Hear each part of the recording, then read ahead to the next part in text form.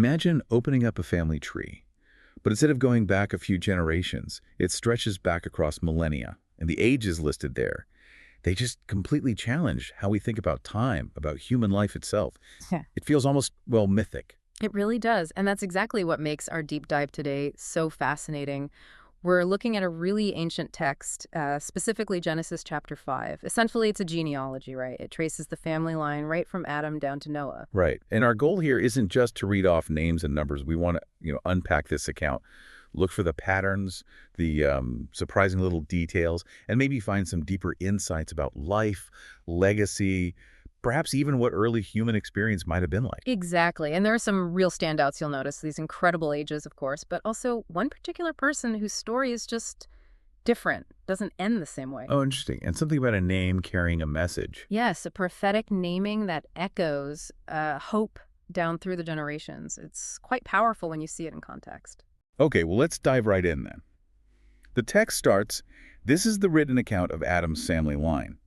Sets the scene. It does, and it immediately reminds us of the beginning, God creating mankind in his likeness, male and female, blessing them, calling them mankind. It's a foundational starting point. Definitely. And then it gets specific about Adam. He has a son, Seth, when he's 130, and notice this detail. Seth is in his own likeness, in his own image. Ah, so that echoes Adam being made in God's likeness, like a direct continuation. Precisely. It emphasizes that unbroken line.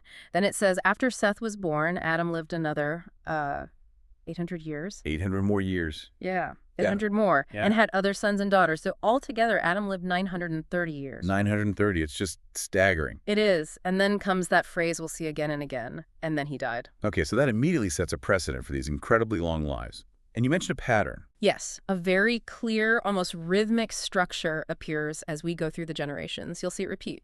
When Name had lived X years, he became the father of sons Name. Yeah. After he became the father of sons Name, Name lived Y years and had other sons and daughters. Altogether, Name lived a total of Z years. And then he died. Exactly, that's the cadence. So for Seth, Adam's son lived 105 years, fathered Enoch, lived another 807 years, total 912. Oh, wow, Stallman's right. Then Enoch, Seth's son, lived 90 years, fathered Kenan, lived 815 more years, total 905. Okay, so it continues. Kenan. Kenan lived 70 years, fathered Mahalalel, lived 840 more, total 910. Mahalalel lived 65, fathered Jared, lived 830 more, total 895. Still consistently in the 9 centuries or close to it. Almost all of them. Jared, Mahalalel's son, lived 162 years before fathering Enoch, then lived another 800 years. His total is 962 years. 962. Wow. Okay, pausing here for a second. This sheer scale of lifespan, living for centuries, what does that even mean? How does that change our understanding of, say, early history or even just time itself as it's presented here? It's a profound question, isn't it? I mean, think about the implications. If someone lives 900 years, imagine the accumulation of knowledge, of skill. A craftsman could spend centuries perfecting their art. Someone observing the stars or farming techniques could gather data over lifetimes, plural. Right. Generational knowledge passed down wouldn't be the same because one generation lasted so long. Exactly. It suggests a very different kind of early human experience, maybe slower paced, deeper continuity. It's hard for us to really wrap our heads around compared to our lifespan. It really is. Okay, so we have this strong pattern of incredibly long lives ending with, and then he died. You mentioned exceptions. Yes. Yeah. And the first one is really remarkable. It's Enoch, Jared's son. He fathered Methuselah when he was 65. But the text adds something unique. What's that? It says, after Methuselah was born, Enoch walked faithfully with God 300 years. And he had other kids, too. Okay. Walk faithfully with God. That phrasing stands out. It really does. And his total lifespan is also different, much shorter than the others around him. Only 365 years. 365. That's, significantly less than 900. Right. But the most striking part is how his story ends. It doesn't say, and then he died.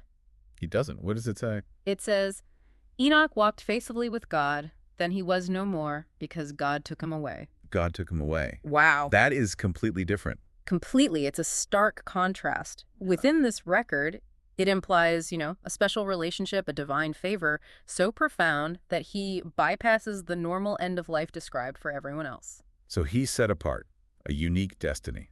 Absolutely. It highlights a different possibility, a different kind of interaction with the divine, perhaps. Okay. And then Enoch's son, Methuselah. He's famous for something else, right? He is indeed.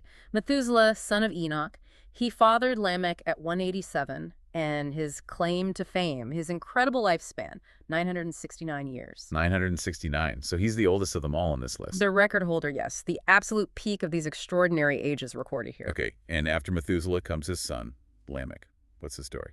Lamech lived a total of 777 years, so still very long, though not quite Methuselah's age. He fathered his son Noah when he was 182, and it's what Lamech says when Noah is born that's really highlighted. Oh, right. You mentioned a prophetic naming. Yes. The text quotes Lamech directly. He names his son Noah, saying, "He will comfort us in the labor and painful toil of our hands caused by the ground the Lord has cursed." Comfort us from the cursed ground.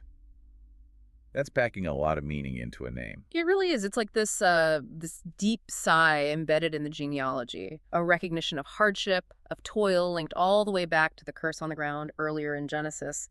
And crucially, it's a statement of hope. Hope for relief, for comfort embodied in this child Noah. So it gives Noah's birth this really powerful emotional context. It's not just another name in the list. Not at all. It signals anticipation, a longing for change, for something better. And then the lineage list culminates with Noah. Right. It notes Noah became the father of Shem, Ham, and Japheth after he turned 500. And that, of course, sets the stage for the whole flood narrative and everything that follows, though those details are outside this specific chapter we're looking at. Got it. So looking back at this whole chapter, this genealogy, what are the big takeaways? It's more than just a list. Definitely. I mean, on one level, it emphasizes longevity, yes, but also lineage. The sheer act of recording begat and lived shows this intense focus on continuity, on preserving the family line through time. The passing down of identity. Exactly. Huh? But then you have those unique moments, Enoch and Lamech's quote about Noah. Why include those specific details in what's mostly a factual record? Yeah, what does that tell us about maybe the priorities of whoever compiled this? Well, it seems to suggest that while the lineage itself was vital, certain moments of, let's say, divine interaction or profound human hope were equally important to remember and record. They're not just data points, they're moments that carry deeper theological or perhaps emotional weight. It hints that the purpose wasn't just historical record-keeping, but also conveying spiritual truths about humanity's journey. So we've traced this incredible line from Adam to Noah, spanning nearly 1,000 years in the text timeline.